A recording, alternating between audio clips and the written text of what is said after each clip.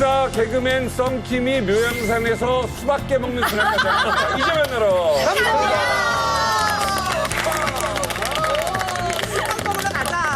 야, 너무한 게 역사 개그맨이라는 걸 만들어서 우리 쪽 직업에 침범을 하는 건 너무한 거 아닙니까?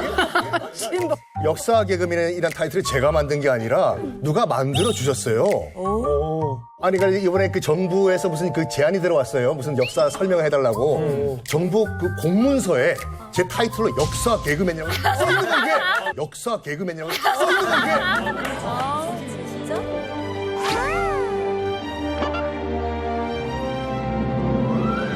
직업 코드가 만들어진 거예요? 이게 문체부에 올라간 거 이게. 그 코드가 만든 공문서에 그렇게 돼 있으면 이건 오늘부터 정식 맞습니다.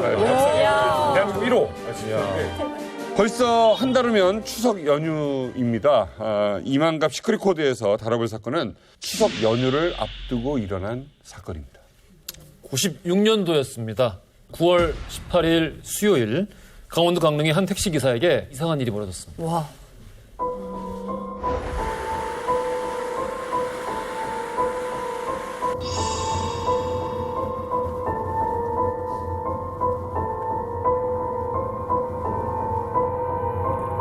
그날 역시 여느 때와 같이 평범한 날이었다.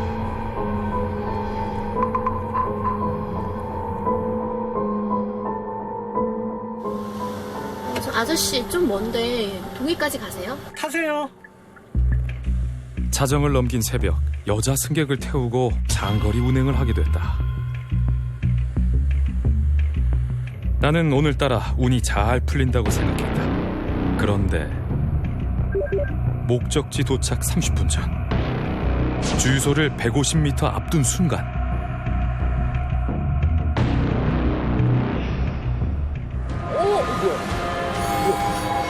오, 무서워. 지나갔어 방금. 오, 무서워. 지나갔어 방금. 오, 싫어. 와, 서로.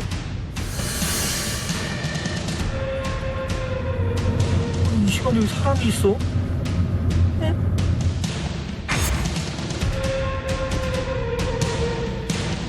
저게 뭐지?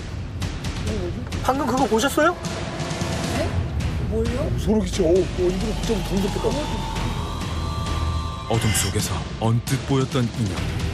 그때까지만 해도 내가 잘못 본 거라 생각했다. 손님을 내려주고 다시 강릉으로 돌아가는 길.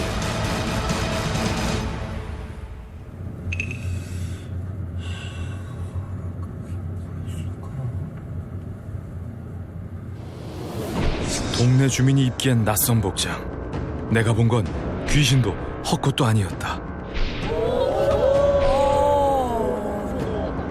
어머, 너무 무서워. 어머. 이 오밤중에 여기를 왜 걷냐고요? 산이잖아요, 그죠? 무서워, 진짜. 수상한 자들을 본 곳에서 불과 2km도 떨어지지 않은 곳. 안인질리 해변 근처였다.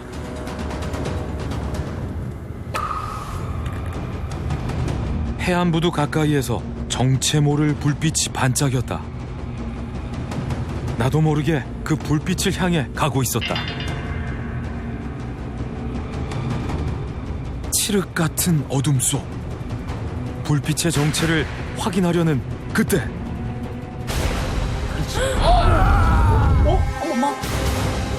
어머나. 뭐야? 빨리 도망가. 도망가, 빨리. 안 돼. 안 돼.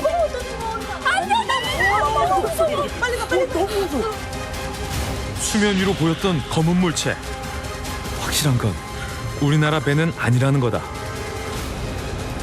나는 곧장 경찰서로 달려가 신고했다. 불빛이 희미하게 보이는 게 하나 있었어요. 이제 그 불빛만 이래 내려다 보니까 뭐 진짜 시커먼 돌고래 새끼 같은 게 이래 탁 올라와 있는 거 아니에요.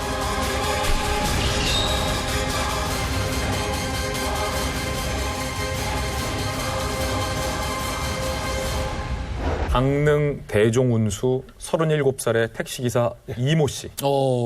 이모 씨가 본 게 상당히 좀 소름 끼치지 않습니까? 새벽에요. 어두운 밤에 낯선 사람의 형체를 보고 여성을 데려다주고 오는 안인질 해변 근처에서 번쩍번쩍 섬광이 들리고 깍! 사람 비명소리까지 들었다. 그 사람 비명소리도 났어. 곧장 경찰서로 달려가고 신고를 합니다. 이 신고를 접해 듣고 경찰도 이게 심상치 않다 느꼈고 군도 대대적으로 출동을 합니다. 신고 장소에서 수색해 봤는데 발견된 게 정말로 깜짝 놀랄만한 거였습니다. 아까 돌고래 새끼 같은 거가 턱하니 바위 위에 얹혀 있다고 했잖아요. 바로 잠수함이었어요. 잠수함이었어요.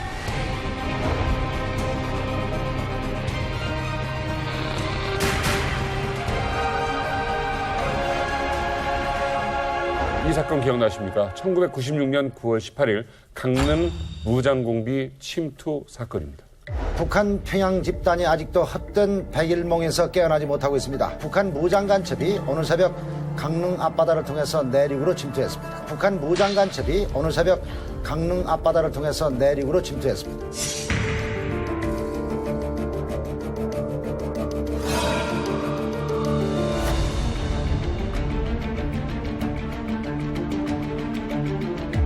북한 무장 간첩들이 타고 온 잠수함은 100톤급이 넘는 규모로 최고 승선인은 20명이 넘는 규모의 장비입니다.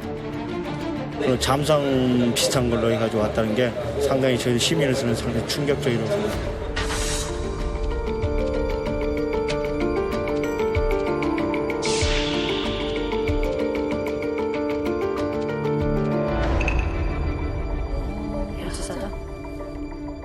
이 사건이 생각을 해보세요. 그 전에 뭐 크고 작은 도발이 있는데 그런 것들은 해상이나 아니면은 휴전선 거기서 일어났는데 그렇지. 어떤 전투조가 우리 내륙까지 침투한 것은 김신조 사건 이후 20몇 년 만에 처음 있는 일이거든요. 1월 21일 밤 10시경 북한군의 무장 간첩단이 어둠을 타고 감히 서울까지 와서 난동을 부렸습니다.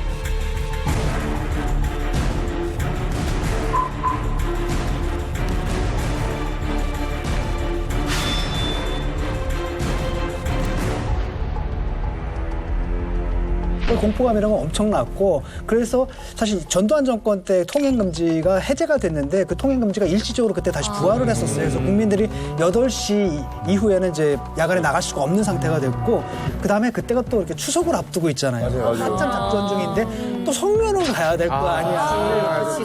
그래가지고 어떻게 했냐면 성묘 가는 사람들한테 태극기 식별표로 실제로 이런 것들 들고 다니고 하여튼 그랬던 기억이 나요. 항상 주민등록증하고 태극기를 들고 다녀라.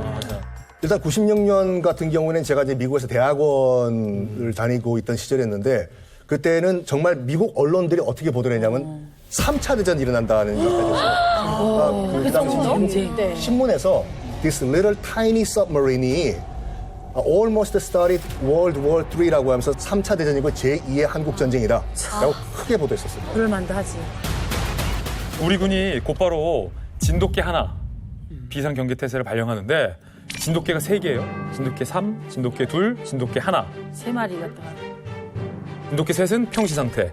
진돗개 2은 무장 공비가 침투할 것으로 예상될 때 발령한 건데 개 키우는 거 아니고 암호예요? 더 센 게 이거보다도 더 센 게 진돗개 하나입니다. 군 전시 상태 당시에 발령됐던 게 바로 진돗개 하나가 발령이 되고 우리 군이 모두 다 무장하고서 이 잠수함 근처를 수색하기 시작하는데 이 잠수함에서 편지 한 통이 발견됩니다. 그 편지 때문에 비상이 걸립니다.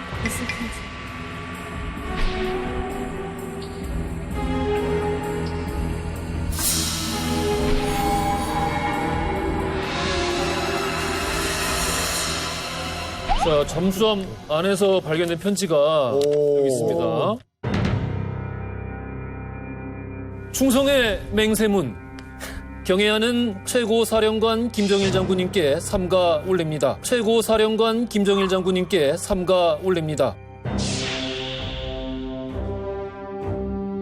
충성의 맹세문. 경애하는 최고사령관 김정일 장군님께 삼가 올립니다.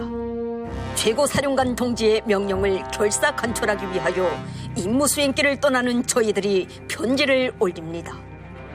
조국 통일을 위한 성스러운 투쟁의 길에서 단 한 번의 흔들림 없이 꿋꿋하게 이 길을 걸어올 수 있었던 것은 당신의 크나큰 신임과 따뜻한 사랑이 있었기 때문입니다. 당신의 품에 영원히 영생하는 친히 전사로 후회 없이 살다 가겠습니다.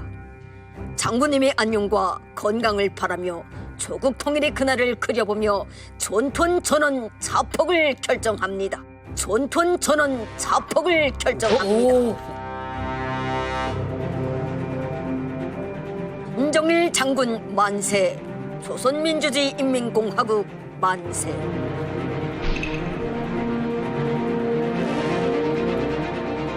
그러니까 그 지금 내용은 이제 잠수함에서 발견한 거니까 그거는 이제 전투원들이 충성의 맹세문인 거예요. 예. 다 같이 죽자. 아니면 다 같이 살아서 돌아가자. 이런 막 힘을 내고 이제 그게 없으면은 이제 그 변줄자가 생기니까 그 이제 마음이 변하니까 그런 내용으로 이제 그게 일관된 충성의 맹세문이죠. 더 무서운 게 뭐냐면 안에 들어갔는데 뭐가 있었냐. 일단 사람은 없어요. 잠수함 안에 들어가니까 뭐가 있었냐. AK 소총과 체코체 기관총 그리고 실탄이 100발 이상 남아 있었는데 이게 굉장히 무서운 얘기가 뭐냐면 이 안에 무장 공비가 있었다. 도망을 갔다라는 추정하에 웬만한 무기는 다 들고 갔을 거 아니에요. 그렇지. 얼마나 많이 들고 갔으면 남아있는 게 이 정도야. 이걸 들고 갈 수가 없을 정도로 들고 갔다 이거죠, 지금요. 사실 이들이 조금 무서운 이유가 있거든요. 왜요? 이 무장 공비, 간첩과 이 무장 공비라는 이 수식어가 사실 무섭잖아요. 그렇지. 혹시 순실님 이거 차이를 아세요, 좀? 알죠? 뭔데요? 그거는 간첩이라는 거는 조금 무서운 놈들이고 이 무장공비 놈은 아주 큰 무서운 놈들이야. 이 무장공비 놈은 아주 큰 무서운 놈들이야. 예, 무장공비는 이만큼 무서운 놈이야. 간첩들은 몰래 쥐새끼처럼 다니잖아. 정답이야, 정답. 차이가 있네. 맞아. 총 들고 오잖아. 정답이 있어요? 정답, 여기요? 아니, 이 질문에? 이 질문에 정답이 있는데 이게 제가 공부를 좀 해왔습니다. 꿀팁을 좀 드리자면은 공부의 말 좀 들어보자. 무장 공비. 그러니까 무장한 공산당의 도적이라는 뜻이에요. 공비가. 그렇지, 공비. 공산당의 도적. 간첩은 뭐예요? 간첩은 몰래 정보를 캐내가는 사람. 원래 이게 이제 일제시대 때 네. 그 일제가 만주에서 활동한 우리 독립군들을 비적이라고 불렀거든요. 독립군이 아니라 저 강도다. 이렇게 비하를 한 게 사실 우리 이제 반공시대 때 이게 명칭으로 굳어져 버린 거죠. 그래서 그 이후에는 거의 이제 안 쓰고 있죠. 북한에서는 공비라고 안 해요. 북한에서는 무장 간첩이라고 하죠. 공비라고 안 해요. 그래서 공비라는 소리를 들었을 때 아이 공비가 뭐지 했어. 나는 사실. 저도 남한이 와서 처음 공비란 말 나는 근데 들었어요. 그냥 혼자 생각할 때는 우린 공비라고 얘기를 하니까 우리는 그 말 되게 자주 썼거든요. 거기선 자적이라 할 줄 알았는데. 특파공작원이라든지 연락원이라든지 뭐 특공대라든지 적후원들 그죠. 적후원들 영웅들 이렇게 쓰지. 북한엔 그런 거 없어요? 신고하라 이런 거 간첩, 있어요. 식별법 이런 것들? 있어요. 근데 있어요. 저 어릴 때 학교에서 어떻게 배웠냐면요. 말투가 이제 상냥한 말투. 뭐 저는 뭡니다. 이렇게 서울 말씨라고 했어요. 그게 라디오에 옛날에 나왔던 말씨인데 그 말투를 쓰는 사람이 있으면 신고하라 했거든요. 그래서 저도 한번 신고한 적이 있어요. 그 경비대대에 들어가가지고 신고를 해서 잡았어요. 잡아서 확인해봤는데 간첩이냐고 막 난 영웅이 될 줄 알았죠. 근데 그게 아니고 알고 보니까 중국에서 사는 중국인이었는데 한국에 와서 일하고 중국으로 가서 중국에서 온 사람. 그러니까 한국 말투를 사용했던 거예요.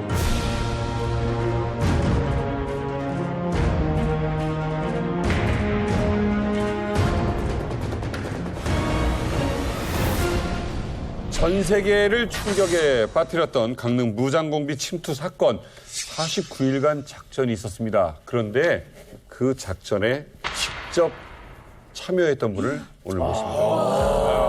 대단하다. 김남성 원사님을 모셨습니다. 안녕하세요. 본인 소개를 부탁드립니다. 87년도에 군에 입대해서 2016년도에 전역을 그러세요. 원사 김남성입니다. 당시 68사단 철벽부대에서 49일간 소탕작전을 직접 참여했던 반갑습니다. 군대 안에서 원사님은 사령관님도 함부로 그러니까. 지금 목소리 들어보세요. 지금 얼마만에 오랜만에 듣는 원사님 목소리예요.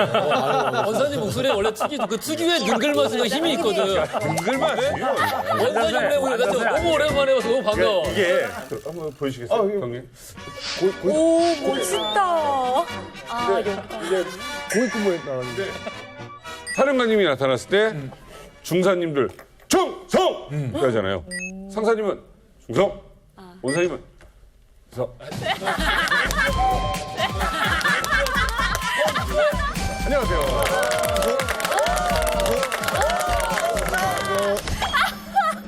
너무 웃겨. 근데 이제 원사님 네. 하시는데 원사님이랑 무슨 뜻입니까? 북한은 이제 특무상사고 동매. 네. 홍보 상사가 왜 동매예요? 이렇게 동매, 치는 동매처럼 생겼던 떡매. 예, 이게 시간이 꽤 많이 흐르긴 했는데 어쨌든 강릉 무장공비 침투 사건 워낙에 큰 사건이었고 네. 좀 속속들이 많이 기억하고 계시죠? 현장에서 몸소 체험했다 보니까 기억이 많이 나죠. 그때 무장공비가 침투했다는 그 소식을 처음 어디서 들으셨어요? 언제 어디서 들으셨어요? 그때는 기억나시죠? 집에서 들었죠. 퇴근했었으니까. 새벽이니까. 1시경에 이제 소집을 했는데 전화가 왔었는데 집 전화로 왔었는데 부대 부상이 걸렸으니까 들어오십시오. 뭔데? 잘 모르겠습니다. 비상입니다. 들어오십시오. 그래서 택시를 타고 부대 들어오니까 완전공장 꾸리고 있었습니다. 그래서 1시 30분 정도. 1시 30분. 네.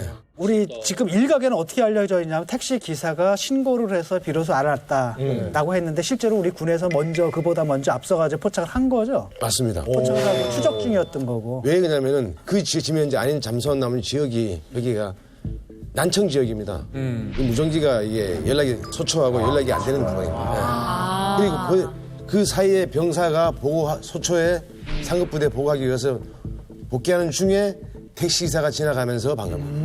그 차이가 1, 2분 차이밖에 안 납니다. 이게. 저는 궁금한 게 왜 잠수함을 들키게 그 바위 위에다가 이렇게. 그러게 말이야. 그 사람들이 뭐 일부러 올렸겠습니까? 영차 만약에 들어서 진짜 기술이다 그거는.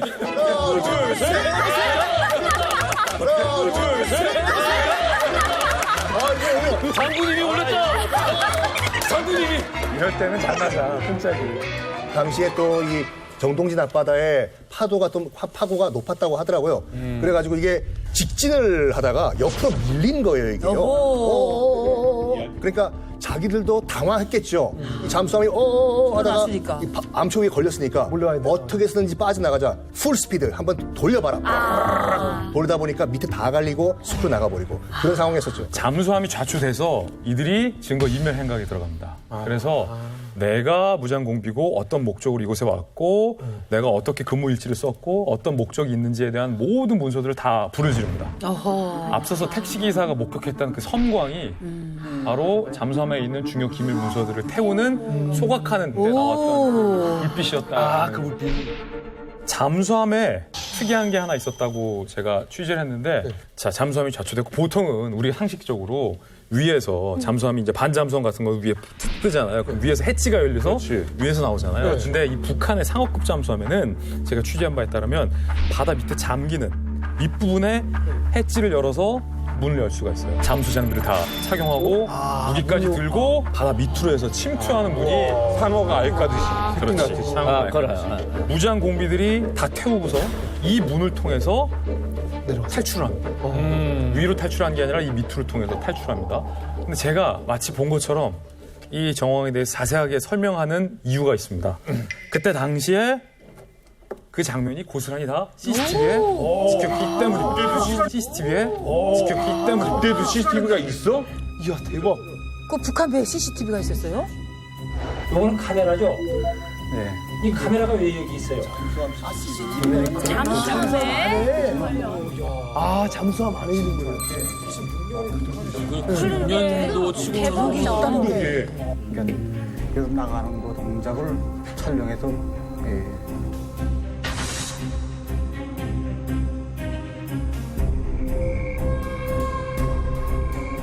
자, 이 장면이 지금 아까 제가 말했던 잠수함에서 공비들이 지금 빠져나가는 거예요. 자, 외부 해치 밑으로 나가죠. 요게 굉장히 결정적인 단서예요. 너무 무서워.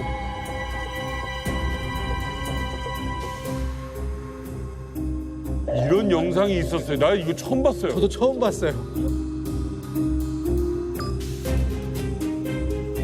지금 등을 두드리면서 격려하는 모습도 있어요. 잠수함 자초됐는데 소각하고 탈출하는 거예요. 작전을 위해서 침투하는 겁니다.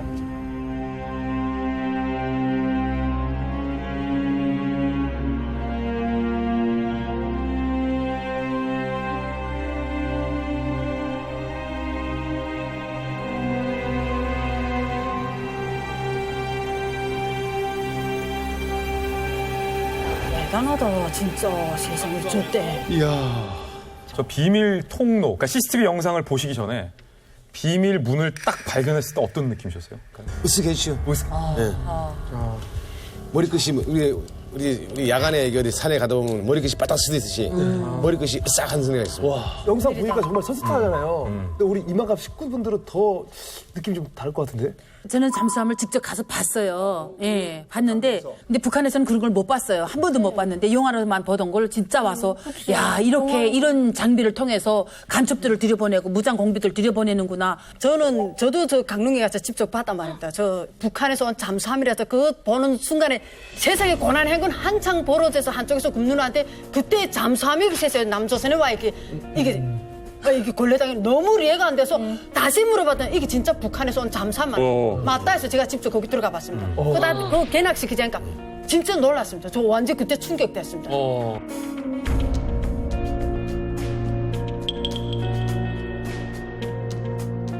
무장공비는 왜 강릉에 나타난 것일까요? 이를 알아내기 위해서 대대적인 수색 작전에 나서는 대한민국 국군 그리고 무장공비 11명을 무더기로 발견하게 됩니다.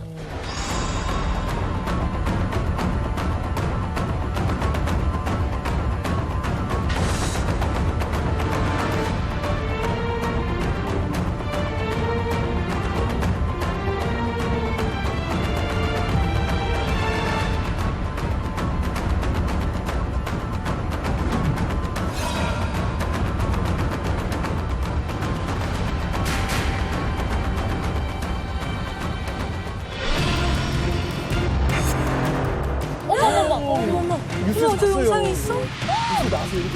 군경의 추적을 받고 달아나던 무장간첩 가운데 11명이 오늘 오후에 강릉시 청악산 계곡에서 시체로 발견되었습니다. 아우 진짜. 야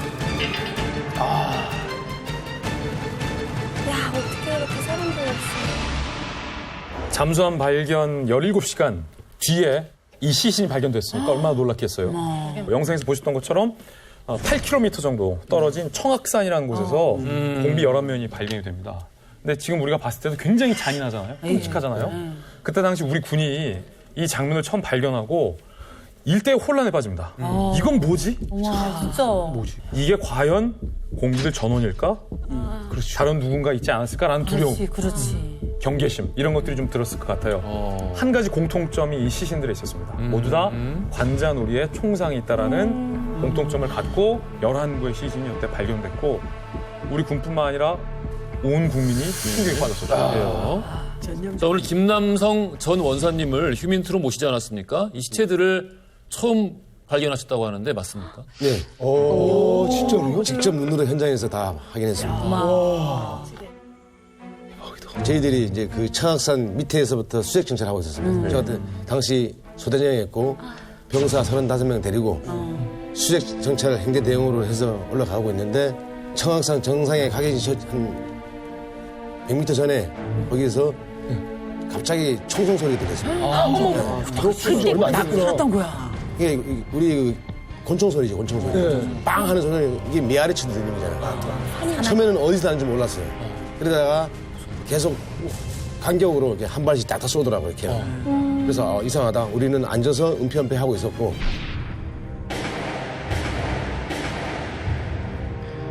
그 이후에는 이제 11발 난 이후에 총소리가 안 났습니다. 그래서 11발. 일단은 정상에 올라가 보자. 소대원들을 다 불러서 딱 현장에서 딱 봤는데 요 옆에 10명이 누워 있었고 뒤에 앞에 한 명 누워 있더라고요.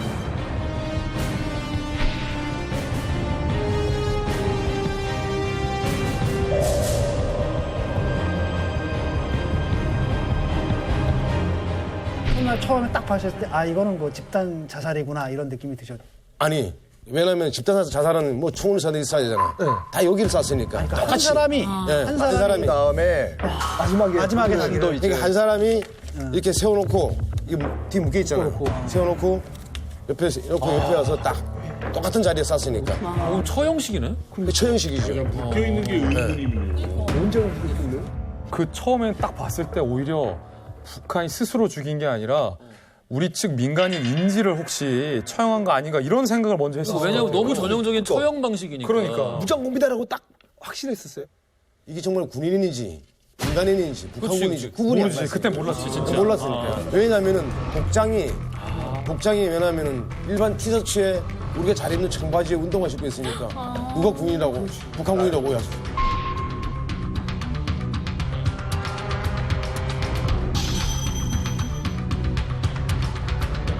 그때 시체들 수습하시면서 이렇게 뭐 수색을 좀 하셨나요? 사단 수색대대에서 그다음에 기무에서 왔습니다. 이제. 기무에서 와가지고 와서 이제 저희들은 사주 경계하고 저는 서대장이니까 이제 와서 이제 현장에 같이 이렇게 수색을 했는데 권총하고 일부 수첩이 나왔습니다. 그 나중에 보니까 그 유서 비슷한 게 나왔더라고요. 유서의 대략적인 내용이 김정일 장군님 죄송합니다. 작전 실패해서 죄송합니다. 조국을 위해서 몸 바쳐 떠나겠습니다라는 거였다고 하는데 죽기 전에 장군님한테 진짜 죄송한 마음이 드나요? 그거 당연히 그렇죠. 당연하죠. 그 세례 당연히 못 당연하다고요? 받습니다. 그렇죠. 저도 아마 북한에 그냥 여기 한국에 안 오고 북한에 있었다면 세뇌돼서 배로 쩔쩔 굴면서 장군님 제리다, 우리 장군님 이러고 아마 살았다. 지금도 아마 죽어 죽긴다 아마 그 고생하면서도. 세뇌 당연히 못 받 그럽니다. 이번 그 잠수함 사건이 발생하고 이제 몇 달 후에 이제 그 1996년이죠. 그 통일전략연구소란 데서 이 사건을 분석한 연구 보고서를 하나 냈어요. 그러니까 그 연구 보고서를 보면은 쟤네들은 다 집단 자살했다. 왜냐면 그런 식으로 교육을 받는데요. 그렇지. 어떻게 교육을 받냐면 원래는 3인 1조로 이제 난파가 된대요. 조장이 있고 이제 조원 2명이 있는데 출발할 때부터 교육을 받는데요. 검거되면은 조장이 조원에 사살한 다음에 먼저. 자기가 마지막으로 왜냐면 사람이라는 게 마지막 순간에 살고 싶거든. 아무리 교육을 받아도. 조장은 이제 전투를 나갈 때 조장의 임무는 작전 임무 완성을 위한 것도 있지만 일단 유사시 이제 집단 자살 시키는 사형을 시켜야 돼요. 그리고 자기도 죽어야 되고. 그냥 역할이 그거예요, 그 사람은? 네, 그 사람은 역할이 그거고 어릴 때부터 이제 뽑혀가서 훈련을 할 때 제일 많이 하는 교육이 자폭 정신입니다. 맞지. 자폭 정신. 가장 어려운 거잖아요. 네, 그래서 뇌가 손상이 안 되면 대한민국이란 나라는 의료기술이 너무 발전해서 뇌만 손상이 안 되면 다 복구한대요. 그래서 무조건 이거를 거의 SF 어릴 때부터 원칙이 관자놀이를 관통을 해야 되는 게 원칙입니다. 그래서 아직도? 예, 아직도.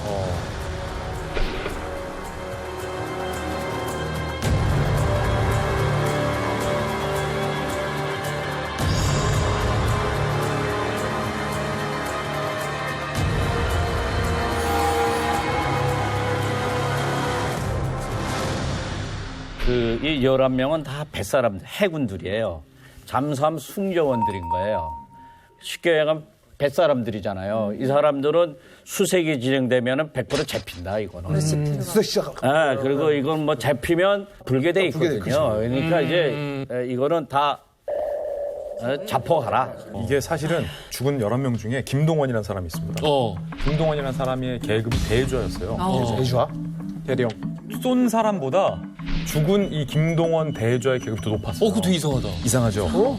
이 사람은 사실은 책임자였고 굳이 그 배에 안 타도 될 법한 사람이었는데 그 배에 굳이 탔다? 그리고 11명 시신 가운데에 죽임을 당한 쪽에 소속돼 있었다라는 것이 엄청난 사실을 시사하는데 아마도 추정 가운데 이 김동원 대조는 이번 대남 침투의 작전이 무엇이었는지 그리고 평소에 어떤 루트로 대남 침투를 잠수함을 이용해서 해왔는지에 대한 모든 고위 정보를 김동원 대조는 다 알고 있었을 것이다. 그리고 한두 번 온 게 아닌 사람일 당연하죠. 이런 사람들을 전문 용어로 꾼이라고 해요. 꾼.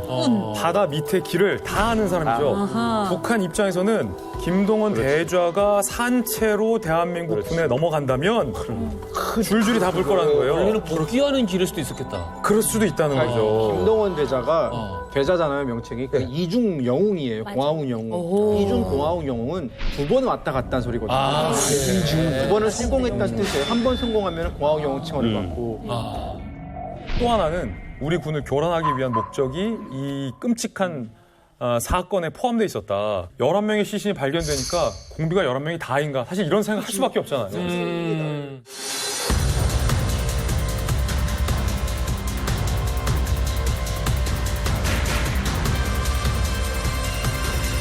무장공비들의 시체가 발견되기 불과 10분 전 아주 큰 반전이 나 있습니다.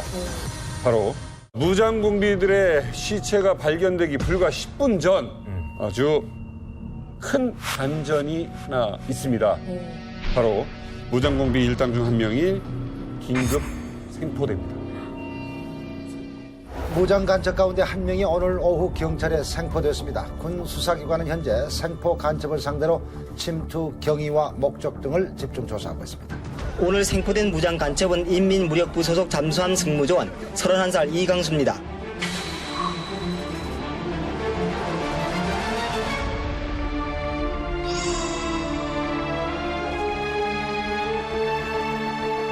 우리나라 나올 때도 국방군, 해군고 함정이 있은 것 같습니다.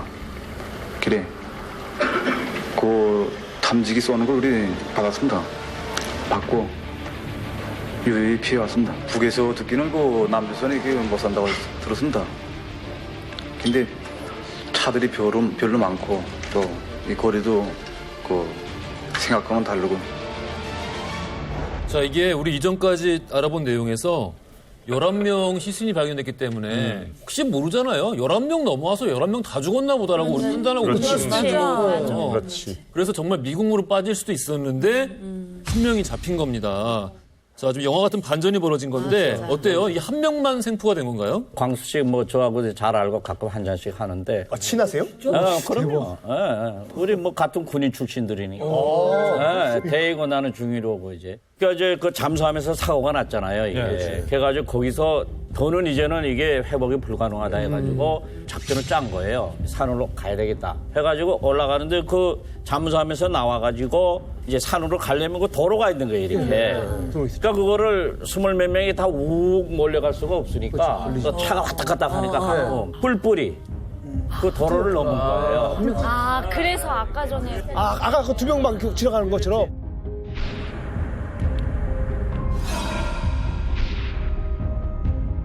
광수는 그 전투원이 아니잖아요. 이 뱃사람이니까 이게 어리버리 하는 거야, 이게. 그러니까 제일 마지막에 지 나름대로 이제 차가 지나간 다음에 도로를 넘어왔는데 와서 보니까 이게 먼저 간 사람들이 다 웃는 거야. 이게 먼저 간 사람들이 다 웃는 거야.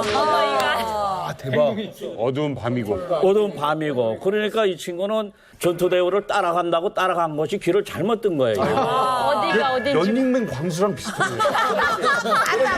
이름도 이강수야. 그러니까 저 친구는 원래 그 낙오가 안 됐으면은 그 11명 사살돼가면서 12번째 사람이 됐어요. 이야. 그러니까 뱃사람이니까. 천운이 따른 거예요, 천운. 비전투원이니까. 와, 대박이다.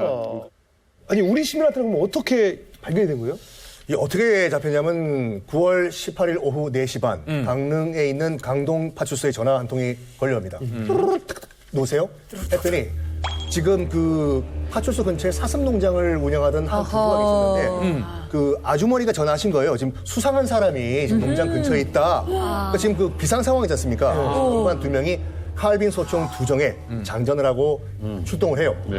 출동을 해서 딱 보니까 이제 아주머니 나와 혹시 계시면서 지금 우리 저기 바깥 양반이랑 그 이상한 수상한 남자가 있다. 무장 공비로 보이는 남남 남자. 그래가지고 이제 경관 한 명이 이제 칼빈 소총을 들고 꼼짝마 손 들어. 그래서 그 생존자 이광수 씨가 이제 손을 들었대요. 손을 들고 손을 들면 괜찮은데 갑자기 이제 무슨 말을 하면서 오른손을 내려서 허리춤으로 이렇게 갖고 가더래. 그래서 옷을 이렇게 드는데 딱 보니까 그 45구경 권총이 보였어요. 45구경 권총은 굉장히 파워풀하거든요. 네. 그걸 딱 보는 순간 경관 한 명이 몸을 날려가지고 손으로 쳐서 딱 총을 떼버리고 나머지 경관이 다시 한번 배 복부에 활비 소총을 겨누면서 꼼짝마! 손 들어! 너 어디 쐈어? 그래서 북에서 왔다고. 그래서 허리띠 가지고 손을 묶었는데 그러니까 좀 꽁꽁 묶었나 봐요. 그랬더니 이제 세게 묶었어. 뭐라고 하셨습니까? 그러니까 이광수 씨가 뭐라고 하셨는지 알아요? 뭐라고? 이렇게 거칠게 다루지 마시라요. 그래서 넘어가겠습니다. 살살. 아프니까. 살살해. 정말 우리는 그 농담으로 하고 있는데 만약 이광수 씨가 그때 만약 이 권총에 손이 갔다고 하면은 그러면 소리가 달라지는 거예요. 지금 얼마나 급박한 상황이냐면은 김 교수님 설명해 주실 때 날짜를 보니까 시체 발견되고 있는 같은 시간대예요. 어머. 같은 시간대예요. 어머. 진짜 20분 차이예요. 20분 차이로 시체 발견되고 있을 때 여기선 이런 일이 벌어진 거죠. 천운이다, 천운 이 사람은. 이광수를 생포하는데 1등 공신은 민간인 홍사근 정순자 씨 부부입니다. 침착하게 기지를 발휘해서 이광수를 생포하는데 결정적인 역할을 해냈습니다. 이곳으로 그냥 나가면은 내가 신고행위 되잖아요.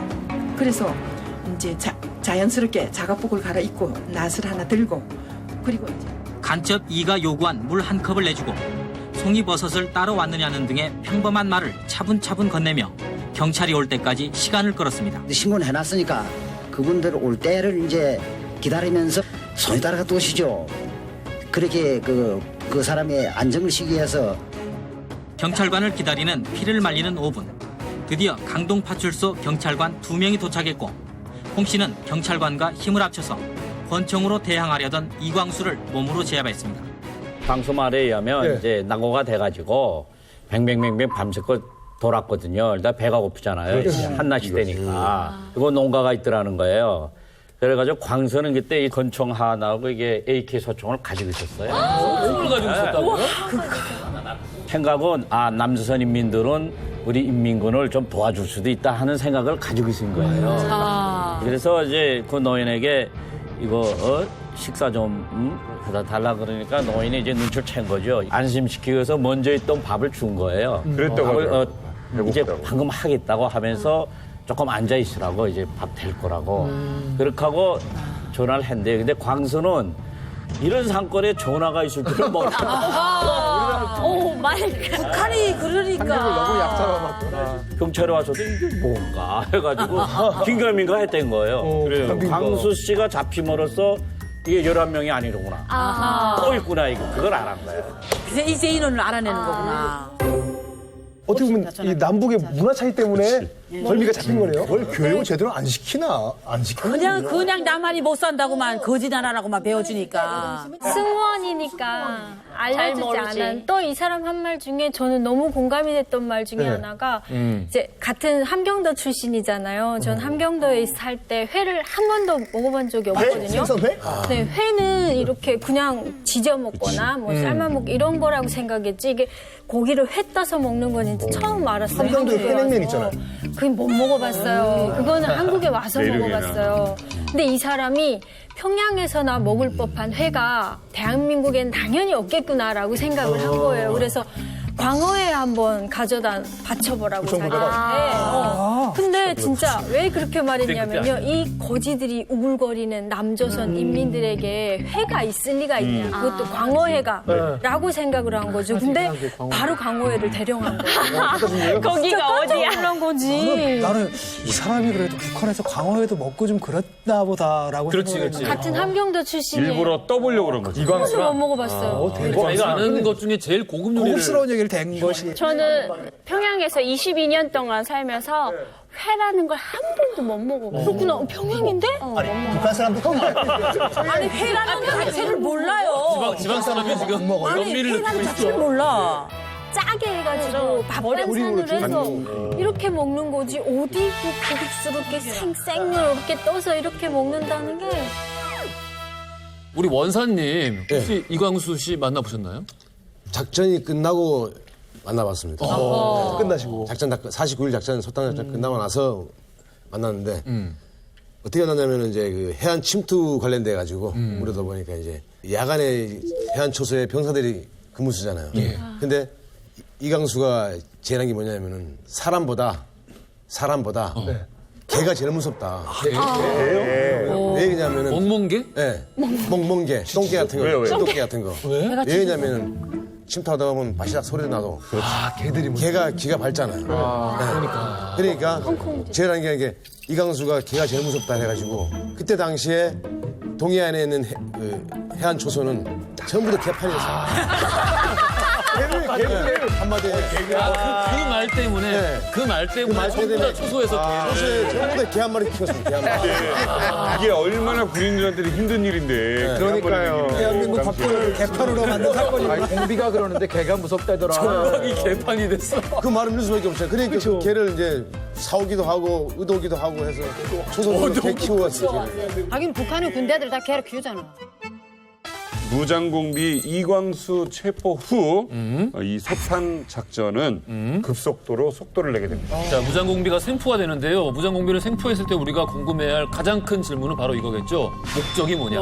목적이 뭐였을지. 북한 무장공비들의 남한 침투 목적은 충격적입니다. 김영삼 대통령의 암살을 위한 것이다. 진짜? 라고 밝혔어요. 그 당시 96년 10월 10일에 춘천에서 전국체전 개막식이 열릴 예정이었는데 실제로 그때 김영삼 대통령이 그 개막식에 참석할 예정이었다고 해요. 내일부터 강원도 내 4개 도시에서 제77회 전국체전이 시작됩니다.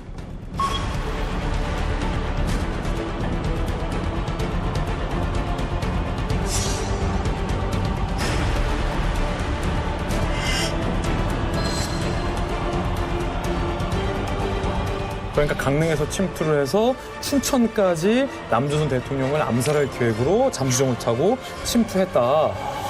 우리 정부에 이렇게 발표가 있었던 거죠. 그래서 전국체전 전까지 이들이 낚시꾼으로 위장을 해서 춘천까지 육로로 이동한 다음에 암살 무기를 갖고 개막식이 열렸을 때 대통령을 암살하겠다. 총은 낚시 가방 안에 숨기고 라고 정부가 한때 발표를 하기도 했었습니다. 이 발표를 뒷받침할 수 있는 게 사실은 이제 그 전국체전이 열리는 시기가 10월 10일이거든요. 노동당 창건일입니다. 네, 당시 북한이 권한의 행군으로 좀 어려운 시기였고 또 이 대남작전에서 뭐 이렇다 할 성과가 없던 시기였기 때문에 이 노동당 창건일에 맞춰서 뭔가 대남작전에서 큰 성과를 세우면은 네, 뭔가 좀 면이 서지 않을까 이런 판단하에 이런 무력 도발을 자행했다라고 보는 시각도 있습니다. 문제는 뭐냐면은 그 생존자가 없잖아요. 그 유일한 생존자는 그런 얘기를 안 하고 만약에 대통령 암살이라는 목적이 있었다는 얘기를 누구한테 들었냐라는 거예요. 그런 사람은 없거든요. 그다음에 이 사람들이 임무를 마치고 돌아가던 중이었단 말이에요. 돌아가는 중이었고 이 사람들이 찍은 것들을 보게 되면 군부대라든지 예컨대 레이더 시설이라든지 뭐 화력발전소라든지 여기에 사진이 있고 또 놀라운 건 뭐냐면 마지막까지 안 잡히고 남은 사람들 있잖아요. 맞아요. 걔를 도망다니면서까지 사진을 찍더라고요. 그래서 그 임무의식은 못 따라가겠더라고요. 근데 이런 것들이 암살조랑은 애초에 성격 자체가 굉장히 다르고 거기다가 대통령 암살 이건 큰일 나는 거고 이건 전면전이에요. 아니 저는 뭐 일단은 전면전이지. 이 생존자는 그 승조원 그 작전에 대해서 전혀 모르는 이광수 씨지 않았습니까? 증거만 봤을 때는 이건 암살이 될 수가 없는 게 기본적으로 생각해봐요. 암살이 목적이었다고 하면 암살 저격용 라이플이 한 개는 나와야 돼요. 한 개도 없었어요. 그렇게 해서 발견된 그 무기들을 보면은 뭔가 전투를 준비하는 것이 아닌가 싶을 정도로 일단 뭐 AK 소총은 기본이고 RPG 로켓이라고 해서 로켓 추진 수탄이에요. RPG까지 있었어. RPG까지 있었어요. 빵 쏘는 거. 우와, 단순한 무슨 뭐 정찰이든지 그게 아니라 뭔가 전투와 교전을 준비했다 이거이거든. 내가 보기엔 약간 보급 차원이었던 것 같아요. 이게 더 무서운 거예요, 저는. 왜냐면 보세요. 대공포 싣고 왔죠. M16. 우리나라 그다음 미군들이 쓰던 소총 가져왔죠. 당시 북한이 이걸 들고 훈련한다는 거 그때 당시 우리 군이 잘 알려지지 않았었던 애잖아요. 아까 대공포 나왔죠. 실탄도 엄청 많이 싣고 왔잖아요. 이건 종합해 보면 우리 주요 민간 시설이나 군사 시설에 대한 어마무지한 어떤 테러 행위 정도는 최소한 이들이 염두에 놓고 보급을 하거나 직접 테러 행위를 하기 위해서 뭔가의 모종의 군사적 목적이 있었다니까 단순히 정찰만은 아니었을 것 같다. 아니면 뭐 해상에서 예를 들어 잠수함이 발견됐을 때 부상을 해서 그때 교전을 할 수 있으니까 그때 약간의 이제 중화기처럼 그런 것들이 있을 수도 있겠고. 전일은 혹시 뭐라고 하던가요? 그 잠수함에 이 종철국사라니까 북한, 남한에 들어와 있는 그 공작원들이 있어요. 이제 간첩이죠. 이 사람들에게 새로운 무선기나 통신기를 제공하는데 이 교신이 잘 안 되는 거예요. 그러니까 이게 무전기 개발이 잘못됐는지 아니면 여기 있는 공작원들이 제대로 운영을 잘 못하는지 그걸 확인하기 위해서 잠수함이 새로운 무전기, 그다음에 교신 그 교육하는 전문 통신기술자 3명을 싣고 들어왔어요. AS 들어왔구나. 그래서 AS 맞다. AS 출전하냐 맞다. 기사님이 잠수함 타고 이거를 어디 가서 고치지를 못해. 맞아. 연락이 안 되니까. 들어와가지고 다 수행을 하고 돌아가는 길에 이 잠수함 사고가 나. 이 북한에 이제 아날로그, 그때 아날로그니까 남한처럼 미국처럼 이제 첨단 이게 없거든요. 그러니까 그런 아날로그식으로 이제 작전을 하다 사고. 아니 김지인 기자님, 그러면 이거는 약간 김영삼 대통령을 암살하러 왔다를 발표했다. 이게 좀 이상한데? 아닙니다. 근데 여기서 하나 우리가 또 봐야 될 게 이명수 대표님이 이광수 씨 본인에게 이제 들었잖아요. 이광수 씨는 그렇게 생각할 수도 있어요. 근데 이게 진실이 아닐 수도 있습니다. 무슨 얘기냐면 이광수는 조타수였다. 작전을 공유하지 않았다. 그때 당시 절대 안 하죠. 이 절대 안 전투요원 3명 이상이 타고 있었고 이 작전조 전투요원이랑 비전투요원들이랑은 같이 대화도 안 했을 때예요. 제가 안에서도 약간 혼선이 약간 생기는데 근데, 그 아까 우리 처음 잠수함 얘기 나올 때는 뭔가를 아무튼 일단 완료를 하고 돌아가는 길이었던 걸로 보인다고 하지 않았어요? 맞아요. 그러니까 여러 가지 잠수정의 작전에는 첫 번째 단순 정찰만 할 수도 있어요. 이광수의 설명처럼. 또 무언가 고치기 위해서 뭔가를 전달하기 위해서. 두 번째 다목적 포석으로 잠수정을 운영합니다. 그러니까 애초에 목적지가 이 강릉뿐만이 아니었을 수도 있다는 얘기예요. 다른 작전을 수행하고 돌아가면서 또 다른 미션을 하기 위해서 그게 물품 전달이든 아니면 이미 파견돼 있던 대한민국에 숨어들었던 감축들에게 무언가를 전달하기 위한 작전이었든 작전이 한번 뜰 때 북한 입장에서 보세요. 그 동해 해상에 대한민국 국방부 소속의 함정이 떠 있었다고 했어요.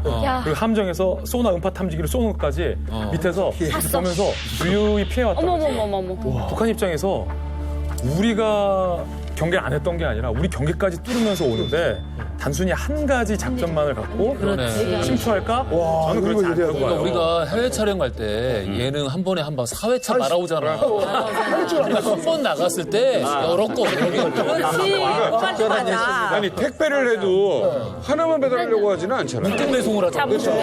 여러 가지 하려고. 공구하지. 이 생포된 이광수가 털어놓은 거는 대한민국 침투 목적뿐만이 아니었습니다. 당시에 우리 정부는 이광수의 말 한마디 때문에 무장공비 체포작전의 방향을 틀어버립니다. 사실 이게 제일 중요한 거고 침투 목적이 무엇이었든 간에 그때 당시 가장 중요한 건 그래서 무장 공비가 지금 몇 명이야. 맞아, 인원 여러분이 수가. 만약에 국방부 장관이라면 혹은 합참 의장이라면 이광수에게 가장 듣고 싶었던 건 몇 명이야. 이런 수부터 파악을 해야지.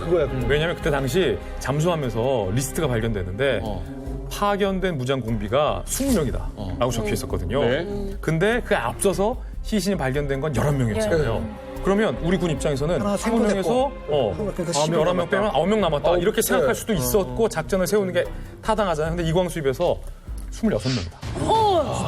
뭐예요? 얘기가 나오고. 그러면 우리가 알고 있었던 인원보다 최소한 무장 공비가 6명은 더 있다는 거고 이 6명이 지금 하루 다 지나가는데 어디 있는지 상상도 못했다는 얘기고 이 6명이 대공포를 들고 어디로 쏠지 500m 날아가는 총을 들고 누군가를 죽일지 모르고 있는 상황이니까 이광수 입에서 26명이라는 얘기가 나왔다는 것.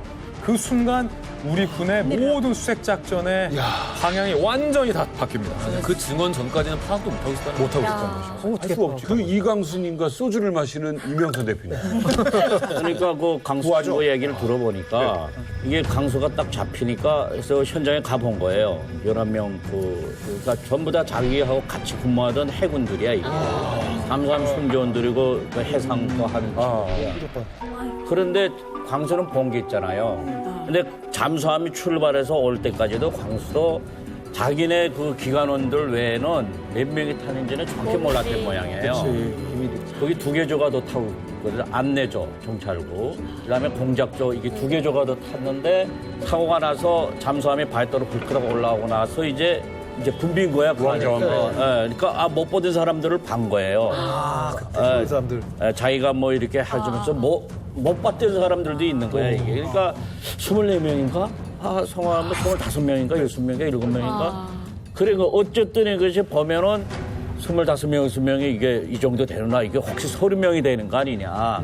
이렇게까지 합쳐면서는 판단을 하고 이제 작전을 펼쳤죠. 그러니까 이 사람들이 지금 분명히 넘어가려고 할 거고 넘어가기 위해서는 떼거지로 안 간다, 이거는. 지금까지 일어난 일, 이게 불과 하루 만에 일어난 강릉 무장공비 침투 사건 지금까지 굉장히 폭풍처럼 진행이 됐는데요. 하루 사이에 굉장히 많은 일들이 벌어졌죠. 이렇게 벌어졌으면은 이제 뭐가 남았겠습니까? 본격적으로 소탕 작전에 돌입합니다.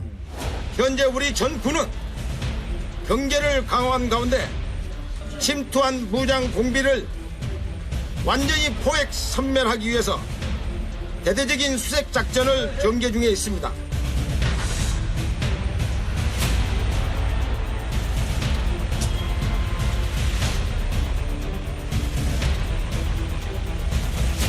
육해공 3군은 공조 체제를 갖추어 완벽한 입체 작전을 펼쳤습니다. 육군은 무장 헬기를 동원해 간첩들의 보조로를 감시했고 해군은 고속 경비정과 초기함을 띄워 해상을 차단했습니다. 공군의 전투기들도 강릉과 원주, 예천 등에서 긴급 출동 태세를 갖추었습니다.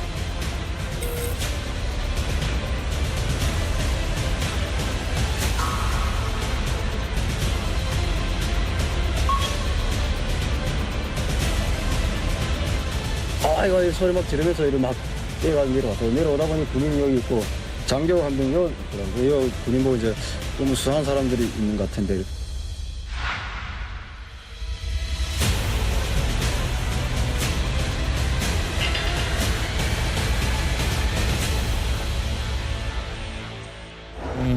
떨리지. 이야. 이게 지금 게릴라전의 위력을 보여주는 거예요. 고작 10대 명이잖아. 맞네. 이걸 잡기 위해서 동원된 병력이 44,000명. 그래서 사건이 발생한 게 9월 18일인데 9월 30일까지, 그러니까 12일 동안에 11명의 이제 무장공비를 사살을 합니다. 그때 가장 큰 도움이 됐던 게 바로 주민들의 신고. 이야. 주민분들의 신고가. 그래서 강릉 시민들 참 대단하신 거예요. 대단하네. 어떻게 뭐 군인들이 뭐 기도한다 하더라도 이 사람들 빠져. 그러니까 보니까 나중에 이제 애들 잡힌 그 수첩 같은 거 보면은 초소가 뭐 있는데 뭐 들어가면서 군인들끼리 나눈 대화까지 막 받아줬고. 그러니까 막 이렇게 피해 다니는 사람들이거든요. 근데 이것을 차단하는데 시민들의 신고 아주 결정적인 역할을 하는 거죠. 메꾼 거죠. 간첩들 막 수첩에 그런 거 적어놨겠다. 남한에 오면은 개와 시민을 주신다. 장군님께 알려라. 모든 집에 전화기가 있다. 모든 집에 전화기가 있다. 왜냐면 또 우리 대한민국 남성들은 또 민방위 대원이잖아요. 그러니까. 그냥 시민이 아니라 사실 군인이야. 전 군인이었기 때문에. 아까 말씀하신 것처럼 또 예비군이 아니 그래서 어떻게 보면 이제 주민 신고를 부추기려고 그 아까도 말했듯이 그 삐라라고 하죠. 지금은 이제 전단지라고 하는데 전단지. 그때 이제 삐라라고 했었는데 그거를 제가 가져왔어요. 진짜? 삐라를? 제가 풀었다는 줄 알았어요. 이제 또 삐꾸남이네. 예, 이렇게 보시면은 오늘은. 강수. 맞네. 이제 그럼 또 누구지? 본인 필체. 네, 이광수의 본인 필체예요. 자필이구나. 이광수 사진. 생포된 이광수 상의가 여러분에게 호소한다. 그러니까 이제 빨리 자수하라고 하는 거예요, 저희는. 나는 이번에 동지들과 함께 행동한 조타수 이광수입니다. 나는 현재 살아있으며 동지들도 투항하면 살 수 있습니다. 더 이상 지체하지 말고 투항하여 같이 삽시다. 예, 그리고 이거는 안전보장증이라고 해서 이분들은 이제 안전하게 이렇게 잘 살고 있다. 이런 어떤 선전을 하는 거죠.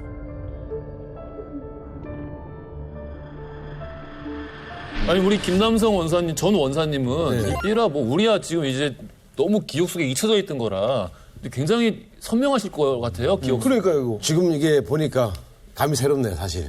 왜냐하면은 그때 당시에 우리가 이제 수색 정찰을 하고 계속 하다 보니까 헬기에서 이제 이광수가 이제 잡혀서 이제 이렇게 잡힐 수고 하다 보니까 주민 신고가 너무 많았습니다. 그러다 보니까 또 오인 신고도 많고. 그러겠지. 네, 그런 게 참 많았었는데 그래도 그 비라 때문에 이 강릉 시민들이 신고 정신이 많이 좋아졌어요. 그리고 작전 끝나고 이 청소하나 저 중대한 청소를 해야 되는 무슨 오냐고. 다 치워요, 이거를요? 네? 진짜 다 주웠다고 일부러 또. 또 줍고. 엄청 많아서 이게 진짜 이게 브랜지가. 고생 많이 하셨네요, 진짜. 다 주웠어요. 당시에 수류탄이 터진 일이 있어요? 수류탄이었죠. 수류탄이 왜 터져요? 그 수류탄 사건이 잠수함 끝나고 그 다음 날, 이튿날에 이제 9월 19일이죠. 19일이요? 네, 19일 날. 주간에 이제 그 오리동 수색 정찰을 하고 있었는데 다시 오후에 작전 변경이 됐습니다. 그러다 이제 대장님이 중대장, 후대장 모여서 지도 이제 펴놓고 판독하고 있었는데 갑자기 병사가 수류탄이야. 순간 수류탄이야. 순간 딱 쳐다보는 사이에 꽝 터진 겁니다. 어디서? 그러니까 우리가 이렇게 모여 있으면 그 옆에 터진 겁니다. 어머, 이거 노린 거구나. 공비가 던지고. 저희들은 못 봤는데 공비는 우리가 반 거지. 컵까지 공비가 온 거네요, 오히려. 그렇죠. 던졌으니까. 낮에 했을 때? 낮에. 그래갖고 꽝 하는 소리에 우리는 다 엎드렸어요. 엎드렸는데 일부 이제 인원들은 좀 파편 맞고. 사망한 사람도 한 계시고. 사망하고. 근데 최초 발견자가 교전대로 했네요. 그러니까 이게 수류탄이다 하고 경고를 해가지고. 네, 그 병사 진짜. 훌륭한 사람이네. 왜냐면 그때 당시에 병사들은 사주경기 하고 있었으니까. 예. 한 병사들이 먼저 받고. 끔찍하다. 국군 수색대가 제일 이제 우리가 두려워한 것이 뭔가면 북한 전투원들 공작원들이 지금 탈출하니까 저 사람들이 제일 먼저 노리는 게 주유소거든요. 주유소? 예, 그 주유소기 때문에 주유소를 치면 거기 무전기가 있는 거예요, 이게. 무전기 있으면 자기들의 행동을 본부하고 연락할 수 있는 거예요, 이게. 항상 이제 이게 주유소 경계를 철저히 하라. 덮친다. 누구든 언제든 덮쳐온다, 이게. 이렇게 덮쳐오는 거라고. 야, 근데 지금 한 10명 남짓한 북한 공작원들이 공비들이 뿔뿔이 흩어져서 자기들은 사실은 퇴각하는 작전일 줄 알았는데 우리는 뒤쫓는 입장인 줄 알았지 오히려 역으로 지휘소를 습격을 해가지고 수류탄을 던진다? 그러니까 그게 소름 돋는데요. 진짜 이해를 못 하겠더라고. 수류탄 터지고 산을 그 방향을 봐야 하잖아. 딱 보니까 우리 그 병사가 1시 방향이라고 하더라고. 봤구나. 1시 방향에. 공비를 봤구나. 네, 공비를 본 거죠. 네. 1시 방향에 3명이 있더라고. 어머. 뭐였어요, 그게? 3명이요. 1시 방향으로 우리가 보고 병사 1시 방향에 해서 제가 사격을 했어요. 일제히. 그래서 어떻게 했어요? 일제 사격을 했는데 소대장하고 병사가 일제 사격했는데 2명은 도주하더라고. 그중 한 명은 한 명은 이제 바임 쭉 내려와서 우리인데 하고 이제 대응 사격 하는 거지. 사살됐나요? 그래갖고 우리가 이제 결국은 잡았어 한 명은. 한 명을 잡았는데. 생포하셨나요? 아니 사살. 남은 2명은요? 남은 2명은 도주했죠. 아이고. 그러니까 그 한 명이 어머 사격을 하는 거예요. 2명은 빨리 빠지고. 빠지려고. 커버하는 동안에 빠지는. 도전을 한 거예요. 그러니까 네. 대한민국 현역 군인이 군 복무 기간 중에 적군과 교전할 수 있는 사람이 몇이나 되겠어요? 몇 명이나 있겠어요? 그 현장에 있으셨어요. 근데 막상 당시 27살이셨어요. 네, 27살. 어리잖아요. 시신을 봤어요. 접전하다가. 무섭지 않으셨습니까? 사실 침도 못 생겼죠. 겁나지 사실은. 겁나서 진짜. 두려움은 좀 있었지 사실. 나도 죽을 수 있겠다 그런 생각 들고. 그렇죠. 그래서 혹시 뭐 가족도 있으셨을 때? 예. 결혼을 좀 일찍 해가지고 있었습니다. 일찍 불급 때? 그 작전 이제 하고 나서 그날 그 이제 어리골 한 명 사살하고 나서 수류탄 터진 날. 네. 그날 이제 갑자기 이제 제육 때 이게 유서를 다 일일이 써가지고 이제 주다가 진짜. 혹시 모르겠구나. 그래 이제 막상 쓰려니까 못 쓰겠더라고요. 아니 뭐라고 쓰셨어요? 그래도 쓰긴 썼잖아요. 전 썼지요 이제. 뭐라고 쓰셨어요? 이제 저희 어차피 뭐 가족이 있다 보니까 자식도 잘 키워달라. 잘 아이가 키워달라고. 몇 살이었어요? 그때 당시에 5살이었어요. 애기 잘 키워달라? 네, 그리고 이제 뭐 혹시 나 잘못되면은 뭐 이렇게 뭐 부모님들도 계시니까 미안하다 그리고 뭐 본인이 위해서 가는 게 아니다 보니까 그래서 그런 식으로 이제 내용을 써서 이렇게 보냈다니까. 27살에 그래요. 그 작전에 참여해서 유서까지 쓸 수밖에 없는 실제로 교전을 했으니까. 맞아요. 수류탄이 앞에 터지고. 그러니까 그때 당시에 그 상황을 보면은 얘들이 지금 우야 노출시키는 이렇게 공격하고 이걸 딱 한 거예요. 이게 두 개조가 있다. 유인조하고 복귀조가 있었구나. 그걸 간파했죠, 이제 우리 합참이. 그런데 지금 얘들이 이거 지금 움직이는 거 보면은 아직 그 수색 그 용량이 그 군사분계선 이쪽에는 아직 등한시대에 있을 때예요. 어떡해. 그쪽으로 그냥 촘촘히 꺼본 거예요, 이게. 얘들이 글로 올 것이다. 분명히.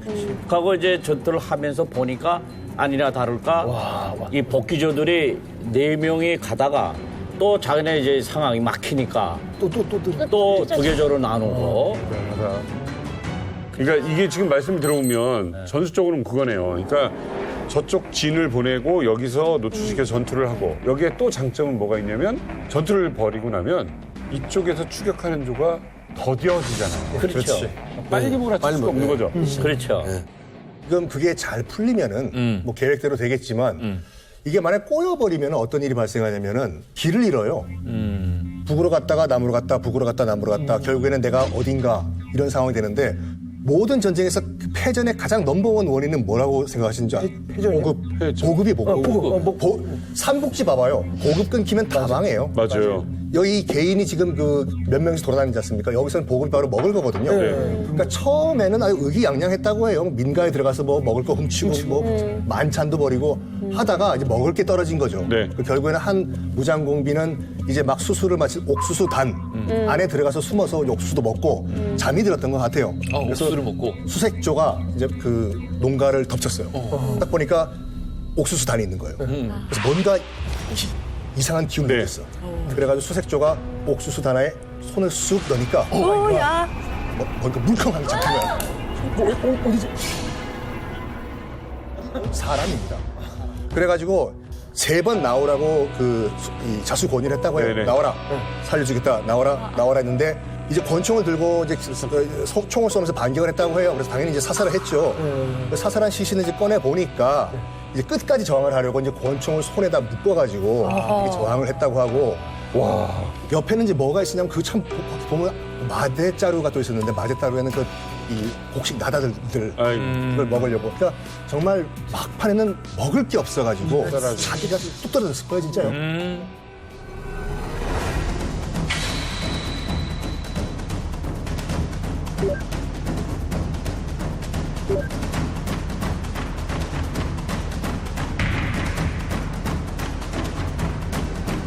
자, 이제 남은 무장공비는 한 3명. 자, 그런데 36일간 계속해서 이어지는 이 수탕 작전에서 잡은 무장공비는 0명입니다.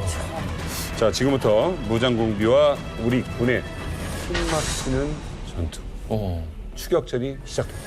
12일 동안 11명을 잡았는데 그 이후에 36일 동안 한 명도 못 잡은 거야. 그러니까 12일 동안은 사실 우리가 수색도 잘했고 잘 잡아왔고 잘 저격했고 잘 사살해왔어요. 남은 3명이 이게 즐긴 거예요. 얘들이 정예 중에 정예였던 것 같아요. 이 공비 3명이 강원도 전 지역을 36일간 다 돌아다녔습니다. 이걸 지도에 한번 표시를 해봤는데 함께 보시죠. 대단하다. 야. 저기 다 다닌 거야? 홍길동이야. 이렇게 되려. 우측에 저 위쪽은 이제 38선 같은 곳이고 저기까지. 세상에. 보세요. 고성이 가장 휴전선에 가깝잖아요. 그러니까 위에서는 고성부터 아래로는 대관령 이남까지 왔다 갔다 하는 거예요. 이건 차로 가더라도 안 막혀야 2시간이에요. 굉장히 많이 올라갔네, 위로. 많이 올라갔죠. 강릉에서 한참 올라가야 돼요. 소양 오면은 춘천 아니에요? 그러니까. 거기까지가? 양구대를 나눴으니까 가능했나 보다. 왜냐면 능선만 가니까 빨리 가잖아요. 하루에 몇 수십 킬로 가요. 그러네. 우리는 수색전 하면 하루에 많이 가야 3km 갈까. 그러니까 천천히 찔러봐야 되지, 쪄봐야 되지. 거기다 도망만 가면 충격전 오니까 되니까. 어디서 수류탄 날라올지 모르니까. 근데 요것도 우리 군이 추후에 복원해내고 유추해낸 게 이 정도지 실제로 우리 군이 파악하지 못한 동선까지 친다면 공비 3명이 사실 이거보다 더 많이 더 활발하게 넓은 범위를 돌아다닐 가능성이 매우 큽니다. 그래, 이거 저기 보면 용평 스키장이 있잖아요. 용평 스키장. 용평 스키장에 거기서 그 3명 중에서 그 인원들이 가면서 매점 들어가고 콜라, 사이다 이거 먹고 그 다음에 오락실에가 잠자고. 오락실에 가서 콜라 사이다는 훔쳐먹었다는 거예요? 그렇지, 훔쳐먹죠. 그럼 어떻게, 사 먹을 수는 없으니까. 돈이 없으니까. 배가 고프니까, 도주하다 보니까 먹을 게 없으니까. 거기 들어가서 야간에 들어가서 좀 취했지. 9월이니까. 약간의 들어왔어. 자, 작전이 난항에 빠질수록 희생은 더 컸습니다. 이 사건에 희생된 국군 전사자가 총 12명이었고요. 그중에 7명이 바로 지금 우리가 이야기 나누고 있는 이 36일 동안 희생이 됐습니다. 자, 무장공비들 왜 이렇게까지 치열하게 살아남으려고 남으려고 했을까요? 그 교신 그걸 어떻게 돼 있다는 그 보고를 해야 되는 거예요. 이 돌아가가지고 그리고 또 그들을 안내한 이 전투원들 있잖아요. 이 사람들은 끝까지 이 공작원, 이 통신기술자를 넘겨보내야 되는 거예요. 그러니까 임무가 살아있었던 거죠. 잠수함으로 갈 수는 없으니까 잠수함은 다 처리했고 그러니까 어떻게 하나 이 복귀죠. 이거를 넘겨보내야 된다. 한 명이라고.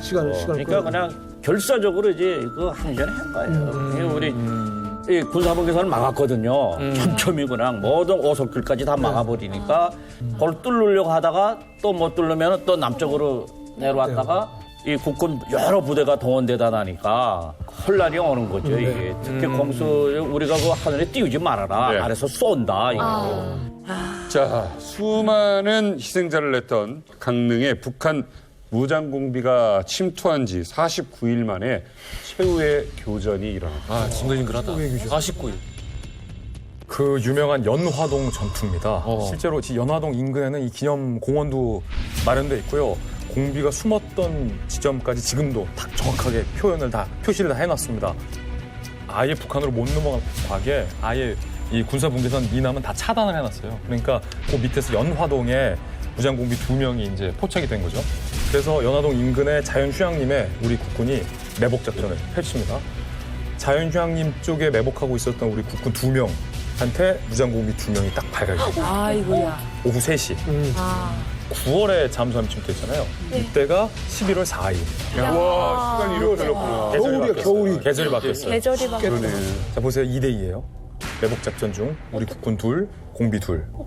이 공비가 얼마나 태연하게 행동하냐면 우리 군이 꼼짝마! 움직이면 쏜다! 암고대! 하는데 이 무장 공비 2명이 이렇게 해요. 야, 니네 703 애들이냐? 야, 고생 많다. 어머야. 야, 우리 지금 이동할 거니까 같이 이동하자. 나와봐. 어두우니까 잘 안 보여. 정확히 남한 말로 야, 니네 703 애들이지? 이렇게 행세를 한 거예요. 나만 말로? 하지 언니 당연히. 나 지금 배우고 나오잖아. 3대대 선임하사야. 속이는구나. 직접까지. 야, 703 애들 나와. 나 지금 3대대 선임하사야. 가자. 보이면 쏠라고. 나오게끔 유도하라고. 우리가 매복하고 있어. 암고 안 해도 된다. 근데 우리 군이 대단한 게 3대대는 이미 그때 이동을 했거든. 그걸 알고. 여기에 3대 선임하사가 있을 리가 없다는 걸 우리 군이 알았던 거죠. 예. 그래서 그때 공비 2명하고 우리 국군이 이제 서로 대치하고 총알을 발사합니다. 근데 애석하게도 이때 2명은 생포하거나 사살하지 못했어요. 서로 총격전만 있고 공비들이 또 자리를 이탈합니다. 여기서 또 결정적인 게 뭐냐면은 3대대라고 말했던 공비들이 M16을 들고 있었는데 3대대는 그 당시에 M16을 사용하지 않았습니다. 결정적인 지금. 2차전. 그때 이제 3군단 기무부대장이었던 오영안 대령이 원래는 그 이제 교전이 벌어지고 있는 산속이 있고 그다음에 이제 그 작전 본부가 있던 지상이 있었는데 지상에 있는 작전 본부에서 회의를 하고 지시를 내려야 될 거 아닙니까? 근데 명령이 산속까지 들어가면 너무 시간이 오래 걸린다. 공비가 도망갈 수가 있기 때문에 내가 직접 산속에 들어가겠다라고 들어가요. 오영환 대령이. 근데 부하들은 말려요. 너무 위험하다고.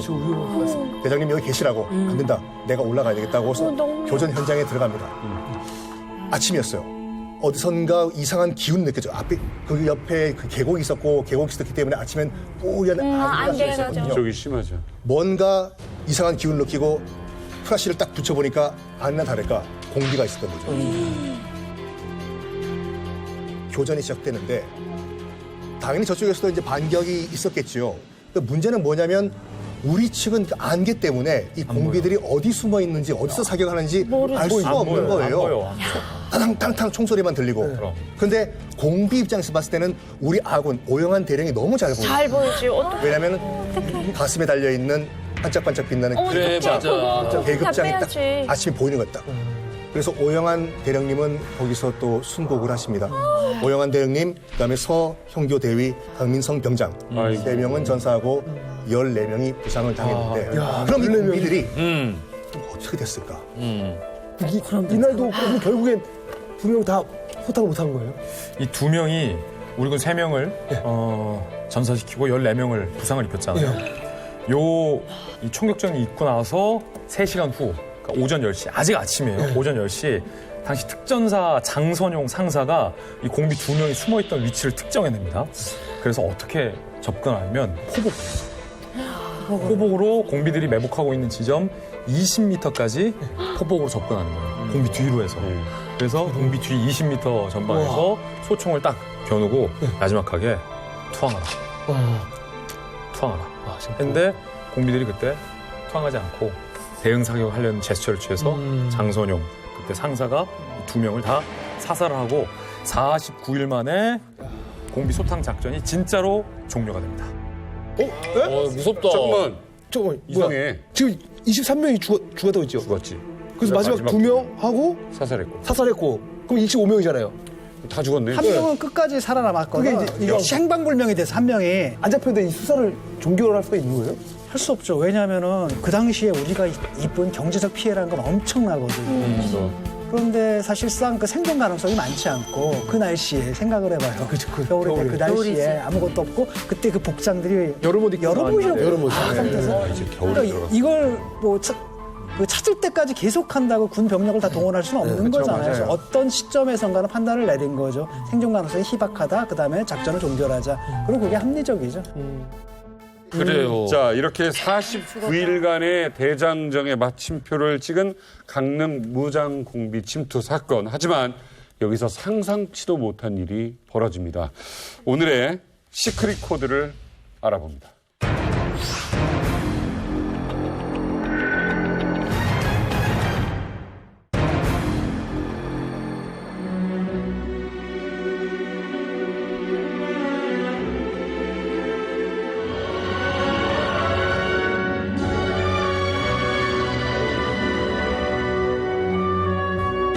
경야는 원수님의 그 품에서 20여 년 전 온 세상을 놀려왔던 강릉의 자폭 영사들. 삶이냐 죽음이냐 생사를 반가리하는 최후의 시각에 그들이 주저없이 택한 그 길. 돌파할 가능성은 없다. 저는 자폭을 각오함. 장군님 안녕을 바람. 김정일 장군 만세. 수십만에 달하는 적들의 포위 속에서도 굴하지 않고 용감히 싸우다 희생된 25명 전사들의 영웅적 위헌은 오늘도 빛을 뿌리고 있습니다.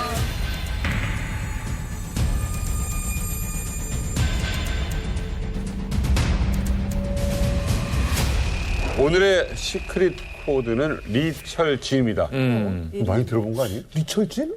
들어온 것 같기도 하고. 영화 제목 아니에요? 영화 좀. 유호성 씨. 그 장진 감독의 영화 간첩 리철진. 간첩 리철진. 영화에서. 맞잖아요. 영화였어요, 그거는. 못 봤어. 근데 이 내용이 아닌데? 아니에요. 이 내용. 돼지 정액 훔치려온. 그러니까 맞아. 간첩 리철진은 슈퍼돼지 훔치러 왔다가. 그런 영화 있습니까? 예. 우리 선주 이름인데 이철진이. 아, 그래요? 이름이 달다 보니 우리 선주는 임철진인데. 철진이라는 이름 되게 저희 사촌 오빠도 철진이. 철진이 좀 많아요, 북한에? 이 철진이라는 이름 너무 흔해요.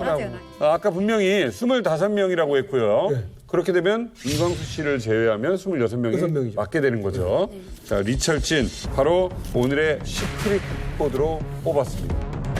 우리도 이제 몰랐는데 그래서 그 한 사람의 신원을 우리가 이제 왜냐하면 그때는 25명이다 얘기도 있고 26명이다라는 얘기도 있고 그다음에 그 광수 씨의 증언이 오락가락했거든요. 확실하지가 않았는데 그걸 어떻게 보냐면 그들이 공식적으로 그 전사자 명단에 이름이 들어가 있는 거야. 그래서 26명인 걸 알고 걔네들은 이제 25명을 했지. 근데 한 명이 빠져 있는 게 바로 뭐냐면 이광수.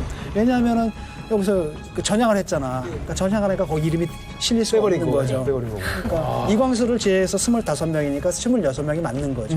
사실 이 얘기는 북한에서도 굉장히 유명한 얘기예요. 한 명이 살아서 돌아와가지고 공화국 영웅 칭호됐다라는 얘기는 알만한 사람은 다 아는 그런 내용이었거든요. 그래. 북한 내부에서도. 한 명이 뭐 살아갔다. 근데 이제 가능성이 있는 게 왜냐하면 아까 말씀하신 대로 뭐 실족사를 했다거나 뭐 굶어 죽었으면 북한에서 그 영웅 취급 안 해줍니다. 굶어 죽으면? 그렇죠. 전사하다 왜냐면 한국 국군과 싸우다 전사했다라는 그런 기록이 남아있는 경우에 영웅 칭호를 주거나 이러지 그러니까 그런 흔적 없이 그냥 실종돼서 죽었다 했을 때는 북한 측에서도 굉장히 찜찜한 거예요. 굶어 죽었다고 하면. 귀순했을 수도 있는데 그냥 본인의 이름을 밝히지 않았을 수도 있는 거잖아요. 근데 뭔가 이런 어떤 전사자로 했다는 것은 분명히 북한이 이 사람의 소재를 파악을 하고 있다라는 뜻이고 공작원이기 때문에 밝히지 못하는 경우일 수가 있어요. 북한은 지금까지 외부적으로나 내부적으로 계속 그냥 잠수함 승정원들이 이렇게 표류하다가 올랐다. 공작원은 없다라고 얘기를 했기 때문에 이 사람을 전사 처리함으로 인해 가지고 어떤 공작원으로서 신분을 숨기려고 했다라는 그런 가설이 들어맞는 것일 수도 있는 거죠. 저희 고향에 바로 여기 참가했던 사람이 있었단 말이에요. 우리 고향에서는 이 사람들을 참가했는데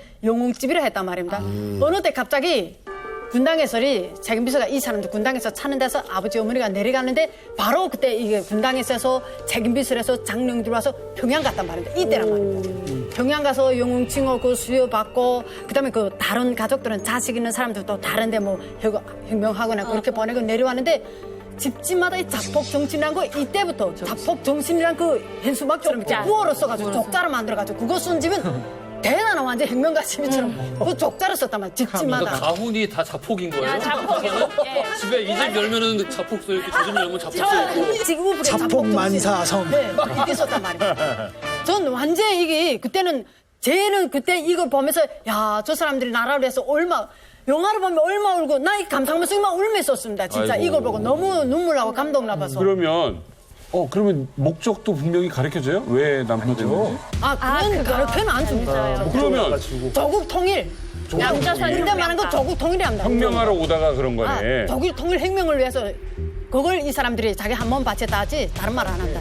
그러니까 이 사람의 공식 설명은 뭐냐면 공해상에서 훈련 중에 기관이 고장난 거야. 표류하다가 우연히 남쪽에 들어온 거고 거기서 나와가지고 공화국에 귀환을 하려다가 적지니까 할 수 없이 거기서 교전이 벌어졌고 장군님 품에서 영생하게 됐다. 그런 거죠.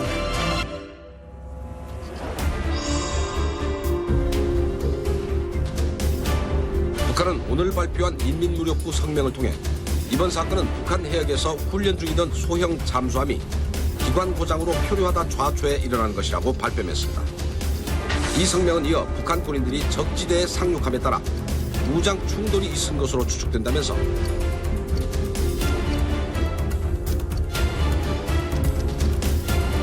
동해안 잠수함 침투 사건이 발생한 지 102틀 만인 오늘 북한이 공식 사과 성명을 발표했습니다. 조선민주주의민공화국 외교부 대변인은 위임에 의하여 막심한 인명피해를 초래한 1996년 9월 남조선 강릉 해상에서의 잠수함 사건에 대하여 깊은 유감을 표시한다.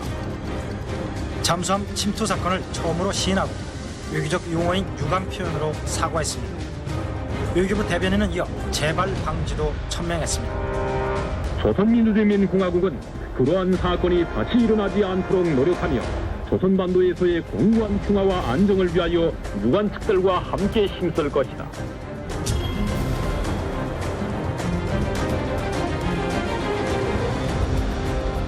오늘 북한에 송환된 유해는 모두 24구로 북한 측은 의장대까지 동원해 최고의 격식을 갖추려 애쓰는 모습이었습니다.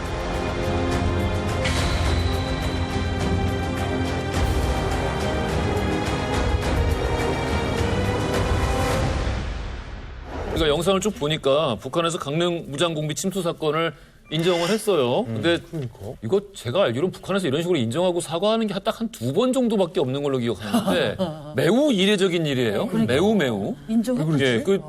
그 송 이야기가 궁금한데? 사실 인정을 하긴 했는데 또 어떻게 보면은 속 시원한 인정은 아니었어요. 깊은 유감. 네, 그러니까 이제 내가 어떤 일을 해서 이러한 잘못으로 인해서 깊은 유감이다라고 얘기를 해야 되는데 가운데 걸 쑥 빼먹고 그냥 깊은 유감이고 막심한 인명 피해가 초래했다.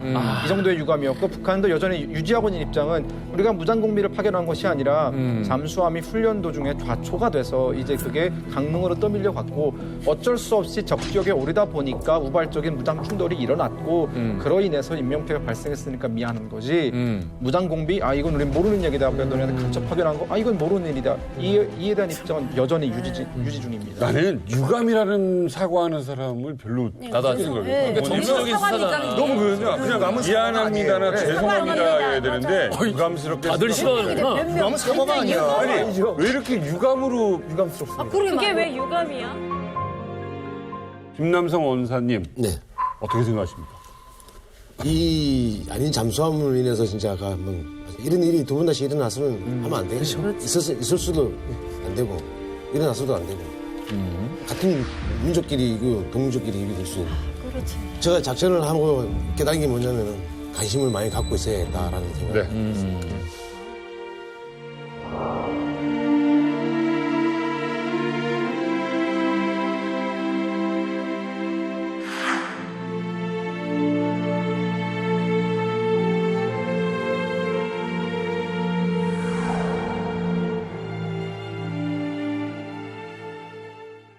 서울대 지리학과를 졸업했어요. 국비 유학생으로서 처음으로 나라를 떠난 첫 번째 케이스라고 봐야 되죠.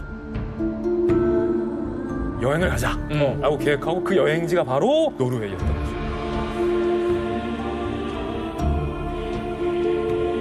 증발했던 고상문 씨가 조선중앙TV에 등장을 해가지고 자진 입국을 했다.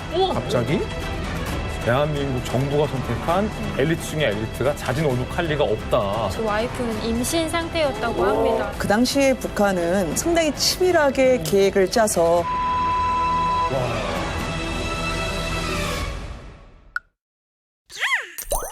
채널 A